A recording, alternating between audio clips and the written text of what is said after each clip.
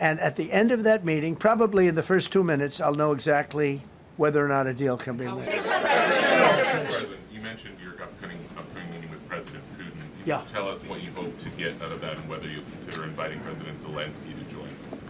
This is really a feel-out meeting, a little bit.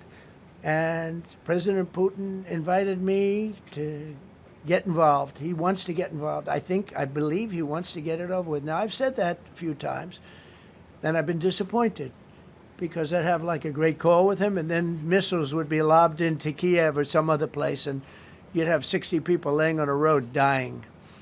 I said, that's cold, that's cold. But I thought it was very respectful that the president of Russia is coming to our country as opposed to us going to his country or even a third-party place. But I think we'll have constructive conversations. Then after that meeting, immediately, maybe as I'm flying out, maybe as I'm leaving the room, I'll be calling the European leaders who I get along with very well.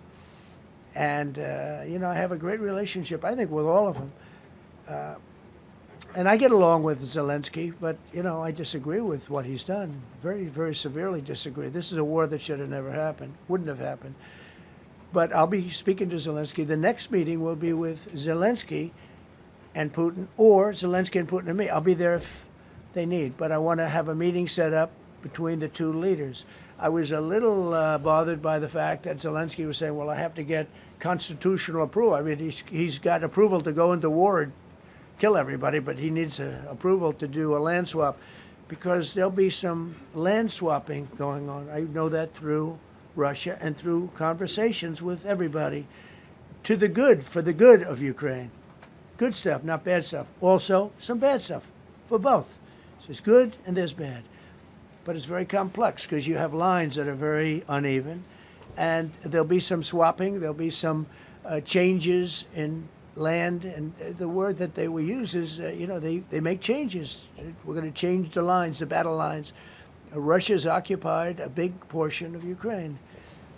But I got a call that they'd like to meet, and I'm going to see what they want to meet about. I'd like to see a ceasefire. I'd like to see the best deal that could be made for both parties. You know, it takes two to tango, right? So ultimately, I'll have a meeting next week. I had a great relationship with him, considering the fact that you know, I was not nice to him because of the pipeline. I'm going to meet with President Putin, and we're going to see what he has in mind.